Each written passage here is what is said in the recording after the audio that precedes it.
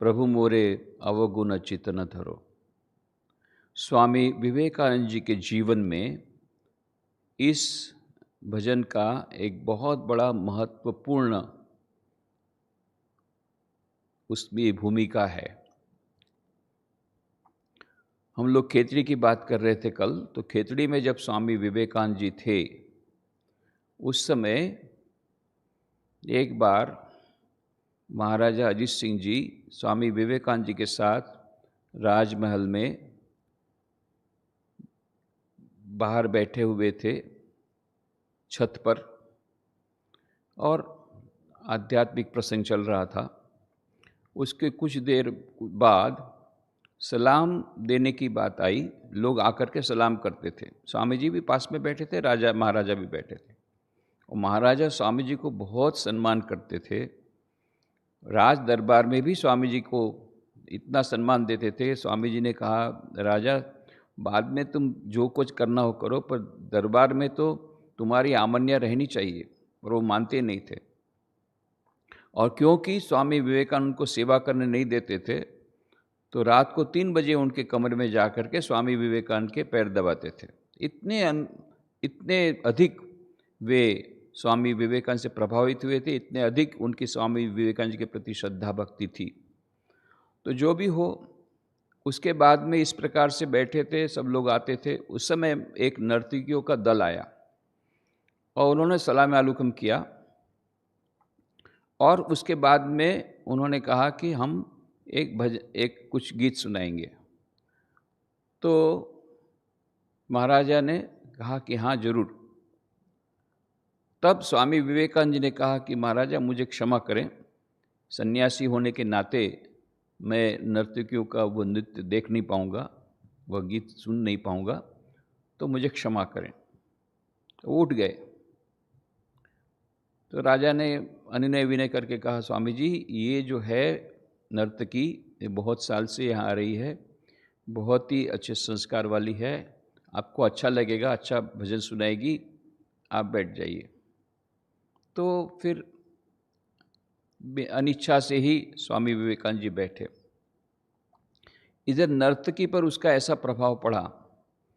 नर्तकियों के दल की जो सबसे जो उनकी लीडर थी, उसके ऊपर इतना प्रभाव पड़ा, उसको बहुत ही मानो उसके मन में दुख हुआ कि स्वामी जी हमको इतनी घृणा की दृष्टि से देखते हैं कि हमारा गीत भी सुनने को राजी नहीं है। तो उसके हृदय में बहुत दुख हुआ। उस हृदय के दुख से, दर्द पूर्वक पूरे हृदय से उसने सूरदास का यह गीत तब गाया। प्रभु मेरे अवगुण चितन धरो, समदर्शी है नाम तिहारो, चाहे तो पार करो, एक लोहा एक पूजा में राखत, एक घर बदी कपरो। एक लोहा तो पूजा में रहता है और एक लोहा कसाई के घर होता है, परंतु ईश्वर उसमें कोई पक्षपात नहीं करते। एक लोहा पूजा में राखत, एक घर बदी कपरो। पारस गुण अवगुण नहीं चितवे, कांचन करत खरो। किंतु पारस मणि से यदि स्पर्श करने जाते हैं वो लोहा, तो वो लोहा स्वर्ण बन जाता है। चाहे वह लोहा कसाई के घर का हो, चाहे पूजा में परिणत किया हो। पारस मणि कभी यह नहीं देखता, पक्षपात नहीं करता, क्योंकि यह पूजा में था, इसको स्वर्ण करूं, और ये सोना कसाई के घर का था, ये लोहा, इसको स्वर्ण न करूं, ऐसा पक्षपात नहीं रहता है। इक नदिया इक नाल कहावत, मैलो ही नीर भरो। एक नदी है बहुत अच्छी और एक नाल है, एकदम गंदी नाल है। जब दोनों मिल एक बरन भय, सुरसरी नाम परो। जब दोनों एक साथ मिल जाते हैं, सुरसरी नाम पड़ता है, गंगा।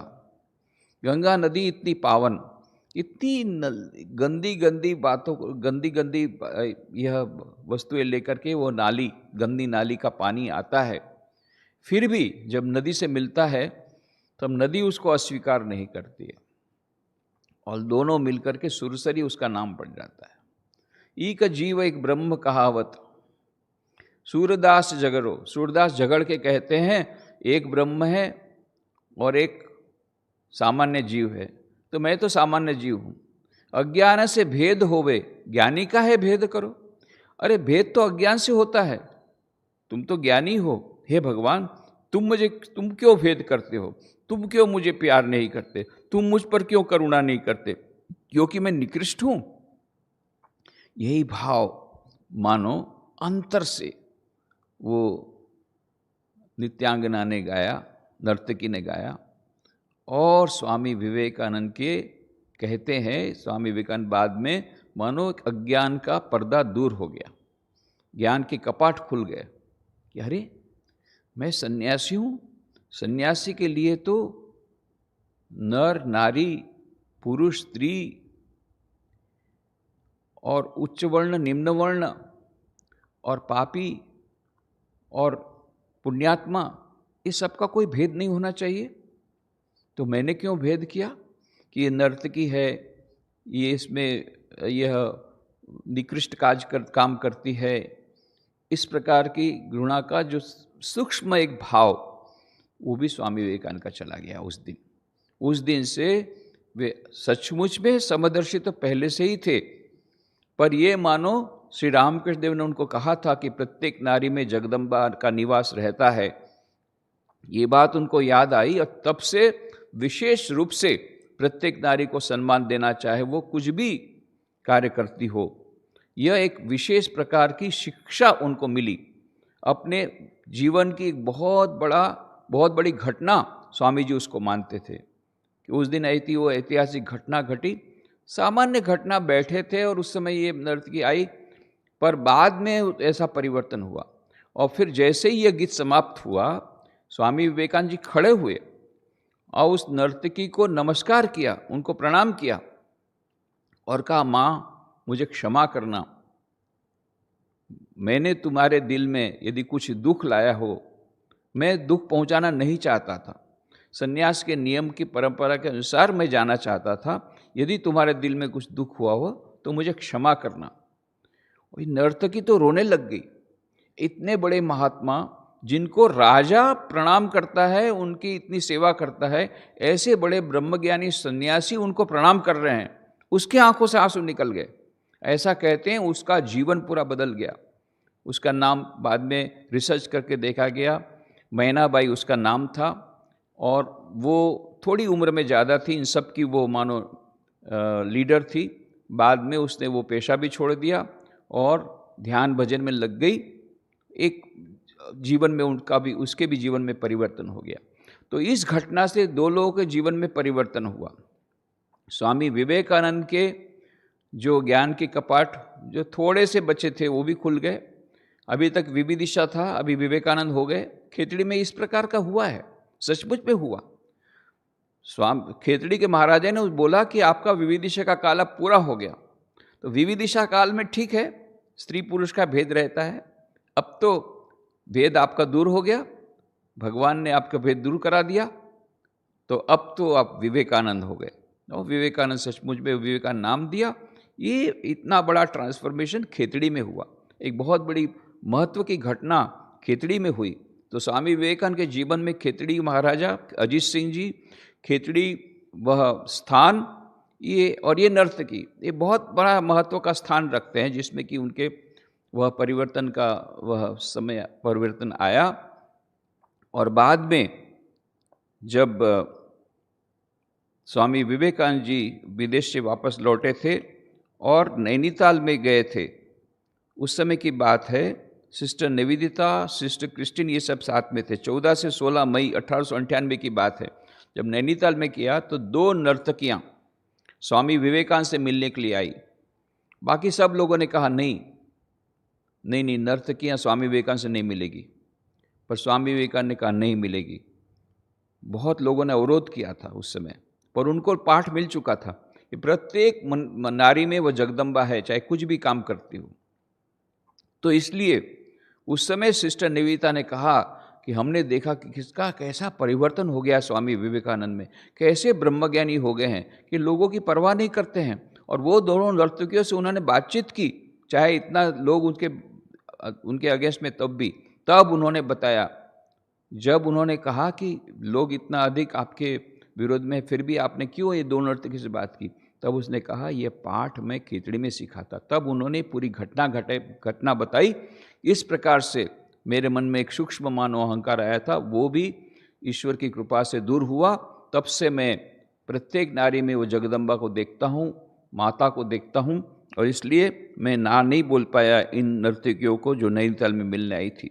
और बाद में एक लेटर में लिखते हैं, पत्र में, स्वामी विवेकानंद फ्रांसिस लेगेट को पत्र में लिखते हैं 6 जुलाई 1896, 6 जुलाई 1896 को, कि मेरा अद्भुत परिवर्तन हो रहा है।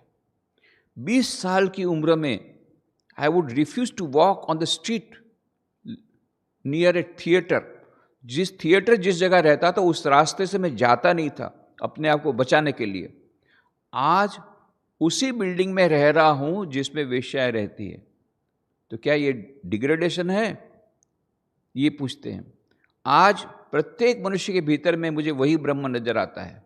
ऐसा लगता है मैं सबको गले लगा लूं, सारे, कोई कितना भी पापी हो, कितना भी दुष्ट हो, सबको गले लगाने के लिए मुझे मन में प्रेम आ रहा है। तो ये क्या, इज इट ए डिग्रेडेशन और इज इट ए सब्लिमेशन? ये फ्रांसिस लेगेट को बोलते हैं कि मेरा हृदय इतना बड़ा हो रहा है, अनंत की ओर जा रहा है। तो ये स्वामी जी का परिवर्तन वहीं से शुरू हुआ केतड़ी में।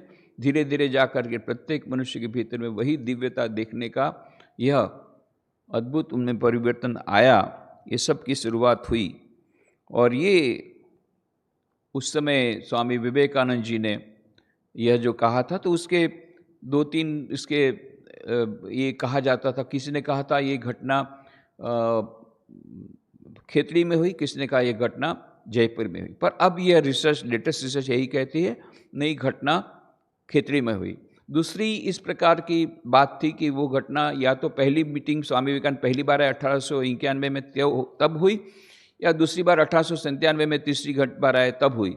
पर अब यह भी रिसर्च करके देखा गया कि वो 1891 में हुई होगी। क्यों?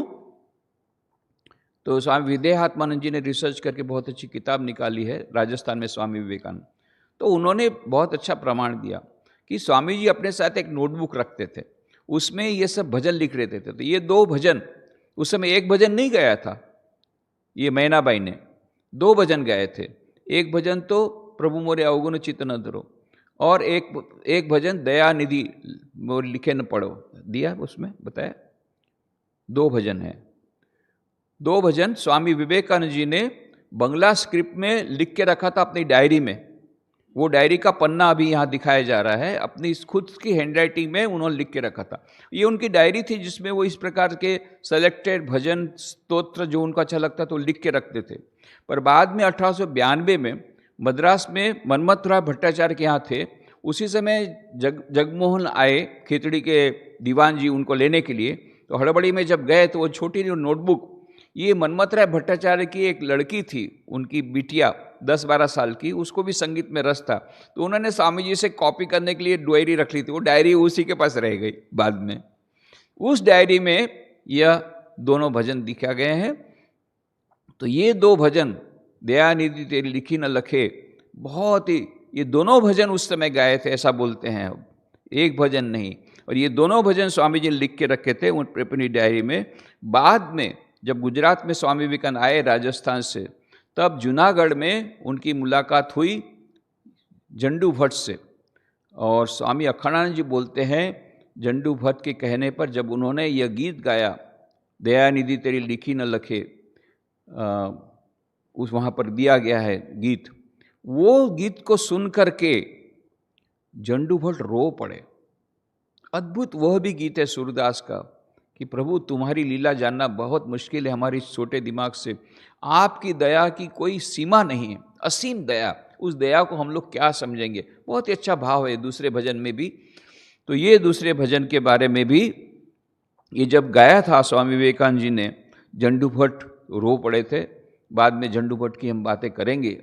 स्वामी विवेकानंद ने कहा था कि सारे विश्व में इतनी जगह मैं गया हूँ, उस समय तो विश्व में नहीं गए थे, भारत में ही परिव्राजक रूप में गए थे, ये तब की बात है कि सारे भारत में मैं घूमा हूँ, इतनी जगह गया हूँ, पर कैसे झंडू भट्ट के समान उम्दा मनुष्य मैंने अभी तक देखा नहीं है। तो समझ जाइए कितने महान मनुष्य होंगे, उसकी बातें तो अभी नहीं करेंगे। पर यह इसी गीत को सुन करके ये जंडू भट्ट रोए थे। और इसीलिए क्योंकि 1892 में यह गीत, ये डायरी 1892 के पहले ही इस डायरी में स्वामी जी ने ये गीत लिख के रखा है। इसका मतलब ही होता है ये घटना 1892 के पहले ही होती। इसका मतलब ही होता है 1897 में यह घटना नहीं हुई है, ये घटना खेतड़ी में 1891 में हुई। इस प्रकार से हम लोगों को अभी जो बहुत प्रकार के कन्फ्यूजन थे वो दूर हो गए हैं। और एक और रिसर्च करके देखा गया कि यह जो घटना की तारीख है 9 अगस्त 1891, मोस्ट प्रॉबली 9 अगस्त 1891। कहाँ पर? उसी छत पर। इसीलिए अभी जब खेतड़ी के महल को बहुत सुंदर उसका ये किया गया है, रिनोवेशन किया गया है, और इतने सुंदर वहाँ पर म्यूज़ियम का करीब 3 करोड़ रुपया शायद लगा है, बहुत सुंदर म्यूज़ियम बनाया गया है। उस समय उस छत पर इसी को मानो डिमॉन्स्ट्रेट किया गया है। जिस छत पर ये भजन गाया गया था, अभी भी आप जाएंगे तो ये भजन आपको सब समय कंटिन्यूसली वहाँ चल रहा है, मानो उस बात को दिखाने के लिए, उस घटना को वहाँ पर पुनर्जीवित किया गया है। बहुत ही सुंदर वह म्यूज़ियम है खेतड़ी में, जो स्वामी विवेकानंद जहाँ गए थे और इतने समय दीर्घ काल तक रहे थे। तो ये कहने का मतलब, यह जो स्वामी विवेकानंद जी ने ये 2 भजन जो सुने उस समय खेतड़ी में मैनाबाई से, उससे स्वामी विवेकानंद के जीवन में परिवर्तन हुआ, मैनाबाई के जीवन में परिवर्तन हुआ। मैनाबाई ने अपना पेशा छोड़ दिया और भक्ति में लग गई, पूजा पाठ में लग गई। ऐसी बात वहाँ के खेतड़ी के लोग कहते हैं। मैं भी गया था जब खेतड़ी, बहुत वर्षों पूर्व, कई बार खेतड़ी गया। तो पहली बार जब गया था तब उस समय जो मैनाबाई के बहुत वंशज लोग थे उनसे मिलने का प्रयत्न किया, पर आजकल वो लोग हेजिटेट करते हैं, क्योंकि ऐसा लगता है कि मानो उनको हेय दृष्टि से देखा जाता है। पर हम तो सम्मान की दृष्टि से देखना चाहते हैं कि जो स्वामी जी के जीवन में इतना अद्भुत परिवर्तन करने में जिसने अपना पार्ट अदा किया, तो वो भी अपने आप में एक स्तुत्य है। पर जो भी हो, थोड़ा सा उनका हेजिटेशन रहता है। उसका फोटोग्राफ पाने के लिए बहुत मेहनत की गई है, पता नहीं अभी तक प्रयत्न चल रहा है, पर अभी तक फ़ोटो नहीं मिला। पर नाम तो उसका मैनाबाई था, यह एस्टेब्लिश हो गया है। और ये थोड़ी उम्र में उस समय अधिक थी जिस समय ये घटना हुई, क्योंकि ये सभी जितनी नर्तकियाँ थी उसमें से वह सीनियर थी। पर यह एक बहुत इम्पॉर्टेंट घटना 9 अगस्त 1891 को हुई स्वामी विवेकानंद के जीवन में खेतड़ी में, जिसके कारण स्वामी जी का जो छोटा थोड़ा से भी बचा खुचा जो ज्ञान का पर्दा था वो भी दूर हो गया। अब से पापी और पुण्यात्मा के बीच का भेद वो करने नहीं लगे, वो करना भी बंद कर दिया। पुरुष और स्त्री के बीच का भेद करना बंद कर दिया। प्रत्येक नारी में जगदम्बा को देखना, ये श्री रामकृष्ण की शिक्षा थी। एक बार स्वामी तुरायानंद जी बोलते, मैं तो स्त्रियों को घृणा करता हूँ, तो श्री रामकृष्ण कह रहे नहीं, उससे तुम्हारे पतन हो जाएगा। प्रत्येक नारी में जगदम्बा को देखने का प्रयत्न करो। और खुद भी श्री रामकृष्ण देव जब गए थे, बोल रहे थे मैं जाऊँगा नाटक देखने, तो सब लोगों ने कहा आप स्टार थिएटर में नाटक देखने जाएंगे? चैतन्य लीला नाटक हुआ था बहुत फेमस, वो स्टार थिएटर गिरीश चंद्र घोष का था। और उस समय जितने भी रोल किए जाते थे वो सब अभिनेत्रियां रोल करती थी, और उन अभिनेत्रियों को अच्छी नज़र से नहीं देखा जाता था, खराब नज़र से देखा जाता। जो भी अभिनेत्रियां, जितना इवन पुरुष का भी पार्ट अभिनेत्रियां ही करती थी, और इन अभिनेत्रियों को, एक्ट्रेसेस को अच्छी नज़र से नहीं देखा जाता था। आजकल तो लोग एक्ट्रेसेस का फोटोग्राफ ड्राइंग रूम में लगाते हैं, तो ज़माना बदल गया। उस समय के ज़माने में अभिनेत्रियों को ये बिल्कुल हेय दृष्टि से देखा जाता था। तो चैतन्य लीला का जो नाटक किया था, जो रोल किया था, वो किया था नटी विनोदिनी ने। नटी विनोदिनी उस समय की बहुत ही फेमस एक्ट्रेस। और श्री रामकृष्ण देव ने कहा कि मैं नाटक देखने जाऊंगा। तो भक्तों ने कहा क्या बात करते हैं, आपको मालूम नहीं उसमें तो ये अभिनेत्रियाँ रोल करती हैं? तो श्री रामकृष्ण तो क्या हो गया, मैं उनमें भी मेरी आनंदमयी माँ को देखूंगा। और गए वे, और जाने के बाद उन्होंने क्या बोला कि असल नकल एक देखा। उसके बाद में गिरीश घोष ने सब अभिनेत्रियों के पास, श्री रामकृष्ण के पास से आशीर्वाद दिलवाया सब नटियों को। तो नटी विनोदी ने विशेष करके जब आशीर्वाद की भिक्षा की, श्री रामकृष्ण उनके सिर पर हाथ रख करके कहा, ओम गुरु ओम गुरु ओम गुरु, 3 बार। बस परिवर्तन हो गया। नटी विनोदी ने 26 साल की उम्र में नाट्य जगत से संन्यास ले लिया और पूरा सारा जीवन उन्होंने साधना में बिताया, एकमात्र स्पर्श से। तो जो भी कहने का मतलब, श्री रामकृष्ण देव ये स्त्रियों से घृणा करने की बात नहीं कहते थे कि उनमें जगदम्बा को देखो। पर एक दूसरा पक्ष यहाँ पर है कि स्वामी विवेकानंद जी ने जो वहाँ पर नृत्य देखने से इनकार किया, क्या उन्होंने गलती की थी? नहीं। आज भी रामकृष्ण मिशन के हमारे सिद्धांतों के अनुसार सन्यासियों को उसकी छूट नहीं दी जाती। क्यों? क्योंकि ये कुछ ऐसे मोनेस्टिक रूल्स हैं जो सन्यास धर्म की रक्षा के लिए है, साथ साथ में लोक शिक्षा के लिए श्री रामकृष्ण देव ने कहा था। तो उसके लिए उन्होंने गलती कुछ नहीं की थी स्वामी विवेकानंद ने, और इसके लिए उन्हें पछताया नहीं था। ये हम लोग थोड़ा सा, कई लोग उसको घटना को इस प्रकार से लेते हैं मानो स्वामी जी ने बहुत बड़ी भूल की थी। नहीं, आज भी सन्यासियों को, यह सन्यासियों की परंपरा के अनुसार, हालांकि कुछ संप्रदाय ऐसे जो सचमुच में लिटरली स्त्रियों के मुख नहीं देखते, छोटी बच्ची का भी मुख नहीं देखते, एक थोड़ा एक्सट्रीम हो जाता है, बहुत ज़्यादा एक्सट्रीम हो जाता है। परंतु श्री रामकृष्ण देव ने कहा था कि उसके उस स्त्रियों के भीतर भी जगदम्बा को देखने का प्रयत्न करना, वही जगदम्बा विविध रूप में आई है। पर इसका मतलब ये नहीं है कि हम वो नाच गान का कार्यक्रम उनका देखेंगे। ये आज भी वो, इसलिए इसको हमको याद रखना पड़ेगा कि स्वामी विवेकानंद जी ने संन्यास धर्म की परंपरा को सम्मान देते हुए उन्होंने जो रिफ्यूज़ किया था कि मैं नृत्य नहीं देखूंगा, गाना नहीं सुनूंगा, बिल्कुल ठीक था।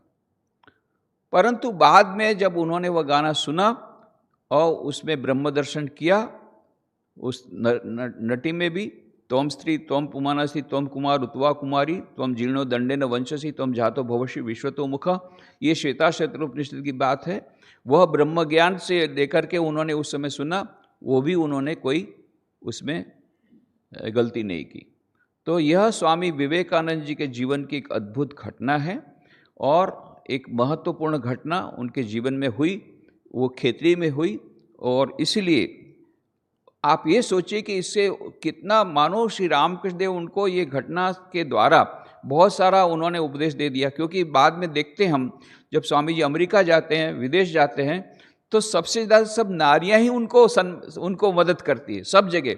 क्योंकि पुरुष लोग अमेरिका में उस समय की ऐसा वातावरण था कि नारियां अभी भी जॉब नहीं करती थी, वे ही पढ़ी लिखी थी, एजुकेटेड थी, सोशल वर्क वही करती थी, ये स्पिरिचुअल वर्क वही करती थी, और भाई जितने पुरुष लोग थे वो काम में बहुत डूबे रहते थे। तो स्वामी जी के जितने लेक्चर ऑर्गेनाइज करना या उनके विभिन्न प्रकार से मदद करना, ये सब वेस्टर्न डिसाइपल्स ने किया। हमने कितने लोगों का जीवन देखा। मदर मिसेस हेल, वही सबसे पहले उनको ले गई पार्लियामेंट से, तो उनको मदर चर्च करके बुलाते थे, और उनके हस्बैंड को फादर पोप कह के बुलाते थे। फिर माई अमेरिकन मदर कैसे जिसको बुलाते थे मिसेस लियोन, ऐसे। और फिर मिसेस ओली बुल, धीर माता, द स्टडी मदर, धीर माता कह के बुलाते थे। ऐसे कितने माताजियाँ, कितने माताएं, ये जब माताएं तो उनके उसमें थी, मिस जोसेफिन मैक्लाउड, मिसेस ओली बुल, सिस्टर क्रिस्टिन, ये सब तो इनके कार्य में कितना सारा उन्होंने, ये यदि उनको कार्य, और ये हेजिटेशन नहीं जाता, ये खेतड़ी में ये घटना होती, मुझे ऐसा लगता है, दिस इज माय इंटरप्रिटेशन, कि मानो यह भी एक दिव्य योजना का भाग था कि स्वामी श्री रामकृष्ण देव ने उनको यहाँ खेतड़ी में ये घटना हुई, उससे उनके जो ज्ञान चक्षु खुल गए। तो बाद में उन्होंने प्रत्येक नारे के भीतर में वो जो जगदम्बा देखने का प्रयत्न किया, और उससे दूर रहने का एक जो हेजिटेशन था, वो मानो श्री रामकृष्ण देव ने दूर करा दिया। इस प्रकार से हम देखते हैं ये बहुत बड़ी इंपॉर्टेंट घटना स्वामी विवेकानंद के जीवन में हुई। बाकी की जो महत्वपूर्ण घटना खेती में, उसकी बात कल करेंगे। ओम शांति शांति शांति। हरि ओम तत्सत। श्री राम कृष्णार्पणमस्तु।